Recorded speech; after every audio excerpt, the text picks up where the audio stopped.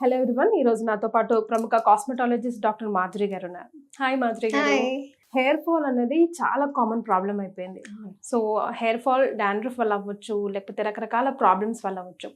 ఏమేం ప్రాబ్లమ్స్ వల్ల hair fall అవుతుంది, ఎలా తగ్గించుకోవాలి, గ్రే హెయిర్ రాకుండా ఉండాలంటే ఏం చేయాలి, వచ్చిన వాళ్ళు ఏం చేయాలి, ఇవన్నీ ఇవాళ వీడియోలో డిస్కస్ చేద్దాం. So first of all, hair fall ఎందుకు అవుతుంది ఏజెస్ తో సంబంధం లేకుండా? ఇదివరకు అయితే వయసు అయిపోయింది కదా, ఇంకా తెల్లగా అవ్వకుండా ఏమవుతుంది, ఊడిపోకుండా ఏమవుతుంది అనుకునే వాళ్ళం. అసలు పిల్లలకి అంటే 5-6 years పిల్లలకి కూడా గ్రే హెయిర్ అక్కడక్కడ కనిపిస్తుంది. సో బేసిక్ గా ఏంటంటే ఈ మధ్య అంటే నార్మల్ గా ఏదైనా స్కిన్ రిలేటెడ్ అయినా హెయిర్ రిలేటెడ్ అయినా ఇష్యూస్ 25 years తర్వాత నుంచి స్టార్ట్ అవ్వడం నార్మల్. ఏంటంటే మన బాడీలో ఉన్న హార్మోనల్ చేంజెస్ ఉండొచ్చు, లేకపోతే కొన్ని తగ్గొచ్చు, కొలాజన్ తగ్గుతూ ఉంటుంది. సో బై ఏజ్ అన్ని తగ్గుతూ ఉంటాయి మనకి. ఇప్పుడు చిన్నప్పుడు ఉన్న స్ట్రెంత్ ఇప్పుడు ఉంటుందా? అంతే ఇది కూడా. సో హెయిర్ కూడా చిన్నప్పుడు బాగుంటుంది, తర్వాత ఉండదు.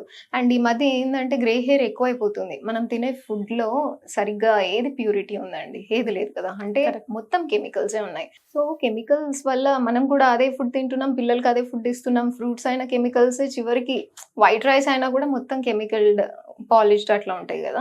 సో ఏంటంటే దానివల్ల వచ్చేస్తుంది. చాలా ఎక్కువ అయితే జెనెటిక్స్ అండి. జెనెటిక్స్ లో ఉంది అంటే దాన్ని అయితే మనం మార్చలేము. అసలు ఏం తినాలి, ఏం తిని బతకాలి అర్థం కావట్లేదు కదా. అవునవును, వాటర్ లో కూడా అంతే కదా. వాటర్ కూడా యాక్చువల్గా కెంగన్ వాటర్ అంటారు, ఆరో వాటర్ అంటారు, ఫిల్టర్డ్ అంటారు. స్టార్టింగ్ లో అయితే ఫిల్టర్ వాటర్ ఉండేది. అసలు మన పాతకాలం వాళ్ళు ఏం చేసే వాళ్ళు కాచుకొని చల్లార్చిన వాటర్, దట్ ఇస్ హెల్దీ. కుండలో నీళ్ళు, దట్ ఇస్ హెల్దీ. సో అట్లా ఇప్పుడు ఏంటి మున్సిపాలిటీ వాటర్ వచ్చేస్తున్నాయి, అన్ని రకరకాల వాటర్స్ ఎందుకు వస్తున్నాయండి? దట్ ఈస్ బిజినెస్ అంతే. సో మొత్తం మార్చేశారు మన వాళ్ళు. ఇప్పుడు ఓకే, వాళ్ళు వాడుతున్నారు, మనం వాడాలి. బిజినెస్ అయిపోయింది. వాళ్ళు ఆ బ్రాండ్ వాడుతున్నారు, మనం కూడా ఆ బ్రాండ్ వాడాలి. అట్లా అయిపోయింది. సో మేము అంటే ఇప్పుడు ఆల్కలైన్ వాటర్ వచ్చేసింది. అసలు అవన్నీ ఎందుకండి? సో ఏంటంటే ఏదో కొంచెం మెయింటైన్ చేయాలి, బ్రాండెడ్ గా చూపించుకోవాలి అన్నదానికి పోయి మనం లేనిపోని కెమికల్స్ అన్ని దానివల్ల రోగాలు అవన్నీ మనకు తెలియకుండానే స్లో పాయిజన్ లాగా అయిపోతుంది బాడీకి. అవును, పాయిజన్ తీసుకుని ఒకసారికి పోతామేమో, కానీ ఇది బతికినంత కాలం మనకి ఏదో ఒక సైడ్ ఎఫెక్ట్ లాగా ఇస్తూనే ఉంటుంది. ఇవాళ రేపు 100 సంవత్సరాలు ఎవరు బతుకుతున్నారు? ఆశ కూడా లేదు. 60 బతకాలి చాలా ఎక్కువ. అసలు అప్పటికి ఏం రాకుండా ఎవరి మీద డిపెండ్ అవ్వకుండా చాలు. నేను అదే అనుకుంటా. సో ఏంటంటే ఇప్పుడు మోస్ట్ ఆఫ్ ద ఇప్పుడు హెయిర్ అనేది జెనెటిక్స్ వల్ల ఉండొచ్చు, మనం తినే ఆహారం బాగలేదు, సో మొత్తం కల్తీ అయి ఉండొచ్చు, సో దానివల్ల వస్తుంది. అండ్ ఏంటి అని అంటే షాంపూస్ వల్ల కూడా వస్తుంది, హెయిర్ డైస్ వల్ల. పిచ్చి పిచ్చి హెయిర్ డైస్ అని వాడితే ఏమవుతుంది? ఏదో చీప్ క్వాలిటీది, ఏదో 10 రూపాయలకి 20 రూపాయలకి దొరికేది వాడితే ఎలా ఉంటుంది? ఇంకా తొందర వస్తుంది. అండ్ ఏంటి అంటే ఒక్క చిన్న హెయిర్, వైట్ హెయిర్ కనిపించింది అనుకోండి, ఆ వైట్ పక్కన ఇంకొన్ని చాలా కనిపించేస్తాయి. అది ఒకవేళ మీరు పీకుంటే, అది మీరు గమనించారా ఎప్పుడైనా? అవును, అది మిత్ అండి లేకపోతే అది నిజం? ఫ్యాక్ట్ అండి. ఒక గ్రే హెయిర్ లాగితే ఇంకో చాలా వస్తాయి. ఫ్యాక్ట్. ఎట్లా తెలుసా నాకు?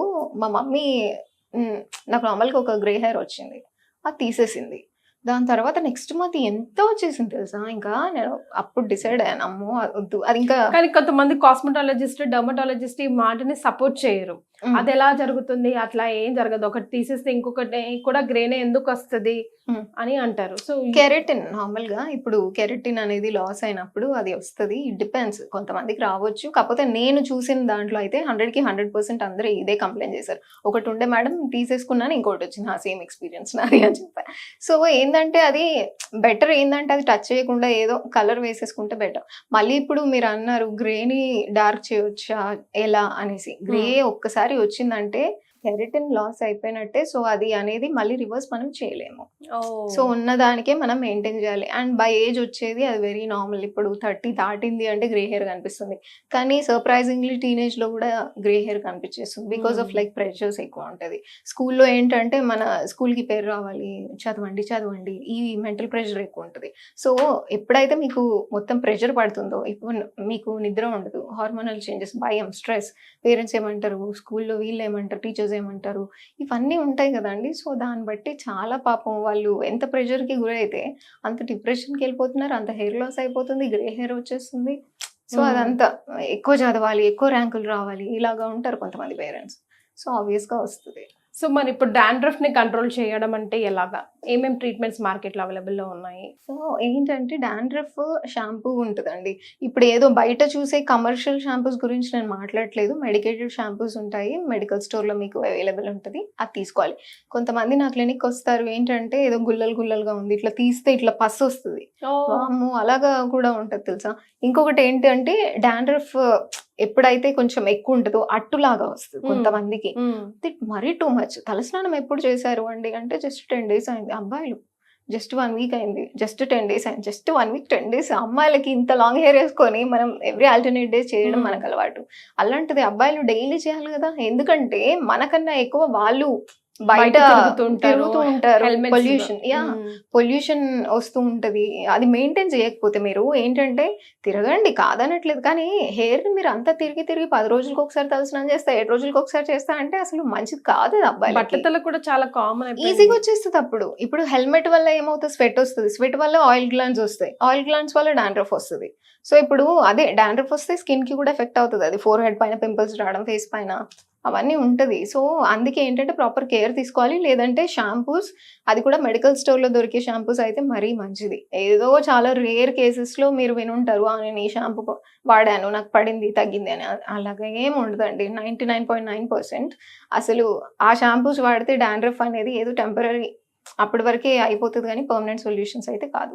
సో మన క్లినిక్‌లో ఏంటంటే ట్రీట్మెంట్స్ మంచి ట్రీట్మెంట్స్ ఉన్నాయి. సో ఇప్పుడు నేను ఏదైనా కూడా సిరమ్స్ గానీ ఏవైనా కూడా స్పెయిన్ నుంచే తెప్పిస్తాను. చివరికి హైడ్రా ఫేషియల్ చేసే దాంట్లో గూడా సిరమ్స్ ఉంటాయి గదా!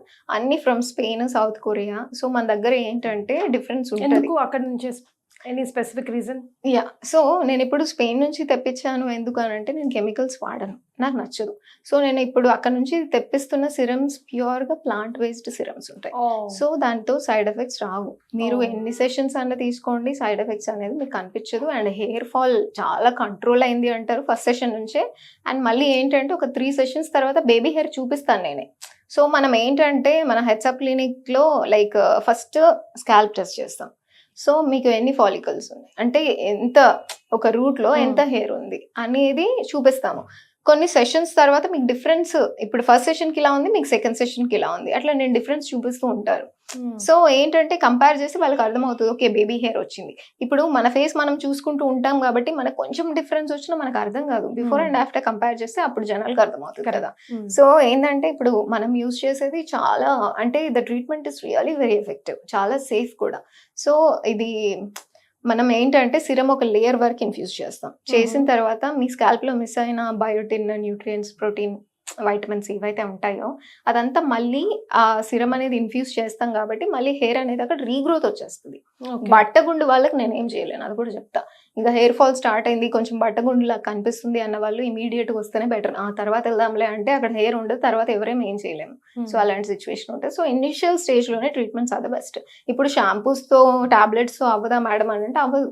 ఏంటంటే మీకు ఇంటర్నల్గా ఉండాలి ఏదైనా. ఎక్స్టర్నల్ మీరు షాంపూస్ వాడారు అయిపోయింది, ఇంకేముంటుంది అక్కడ.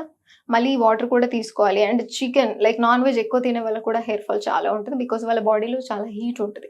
అలాంటి వాళ్ళకి ఎఫెక్ట్ స్కిన్ మీద పింపుల్స్ రకంగా చూపిస్తుంది, లేదంటే హెయిర్ లాస్ చూపిస్తుంది. సో అందుకే కొంచెం నాన్ వెజ్ అనేది అవాయిడ్ చేస్తే బెటర్. అంటే daily 150 grams should be fine. దానికి మించేందుకు. కొంతమందికి ఏంటంటే ముక్కలేని ముద్ద దిగుదు టైప్ ఉంటారు. సో వాళ్ళకి ఏంటంటే ఇట్లాంటి ఇష్యూస్ మరి they should face, they will face for sure. అందుకే లీఫీ వెజిటబుల్స్ ఎక్కువ తీసుకోవడం అట్లా కొంచెం లిమిట్లో ఏది తిన్నా కూడా కొంచెం లిమిట్లో పెడితేనే బెటర్. ఎంత మంచి ఫుడ్ అయినా లిమిట్ ఎక్సీడ్ అయితే అది poison. So green leafy vegetables మీద లైక్ నాన్ వెజ్ మీద ఒక పోర్షన్ కట్ షార్ట్ పెట్టుకోమంటారు. యా పన్నీర్ తినండి, మిల్ మేకర్స్ తినండి, ఎంత మంచి హెల్దీ ఫుడ్ అదంతా. ఇప్పుడు సోయా అయితే మొత్తం అన్ని వెజిటబుల్స్ మిక్స్డ్ అయ్యి కదా, ఎంత బాగుంటుంది. సో మాధురి గారు కొంతమంది క్యాన్సర్ పేషెంట్ కి కూడా heavy because of treatment hair fall ఉంటుంది. సో అలాంటి వాళ్ళకి ఏం చేస్తే బాగుంటుంది అంటారు? సో వాళ్ళని మోటివేట్ చేయడానికి ఏంటి అని అంటే చాలా మందికి ఇంకా బాల్డ్ అయిపోతుంది, అసలు హోప్స్ ఉండవు ఆ ట్రీట్మెంట్స్ తర్వాత. కొంతమందికి మంచిగా హెయిర్ గ్రోత్ ఉంటుంది. ఎవరికన్నా యాక్చువల్గా ఇది చేయవచ్చు, అలా ఏం లేదు. అంటే వాళ్ళకి అంటిల్ అండ్ అన్లెస్ వాళ్ళకి మరీ కాంప్లికేషన్స్ ఉంటాయి తప్ప నార్మల్గా అయితే చేయొచ్చు. మెయిన్ ప్రాబ్లం ట్రీట్మెంట్స్ తీసుకొని కూడా హెయిర్ గ్రోత్ చాలా బాగా Regrowth వస్తుందండి. కావాలంటే అంటే అదే చెప్పాను కదా! నా ఇన్‌స్టా పేజ్ హెడ్సప్ క్లినిక్ అని చూస్తే హెయిర్‌వి ఎన్ని అంటే అన్ని పెట్టాను. అంటే అందరూ 100కి 100% హ్యాపీ క్లయింట్సే ఉన్నారు. ఇప్పుడు బట్టగుండులో వచ్చిన వాళ్ళకి హెయిర్ తెప్పించా చాలా మందికి. అంటే I'm not even promising like ఇప్పుడు మీకు ముందెలా ఉంది 10 సంవత్సరాల కింద అలా తెప్పిస్తాను అని నేను ఫేక్ ప్రామిసెస్ చేయను ఎవరికీ. అది కవర్ అయితే చాలు కదా! అంతే అవుతది. Done. అలా. యాహ్! సో ఏదైనా కృషికి ఫలితం ఉంటుంది. ఖచ్చితంగా ఉంటది. అందులో నేను చేస్తే డెఫినెట్‌గా ఉంటది. ఆల్రైట్ అండి. అంటే వస్తుంది అంటే వస్తదని చెప్తా. రాదు అంటే రాదండి waste go for hair transplantation అని చెప్తా అంతే. Okay. Yeah! Done. Thank you.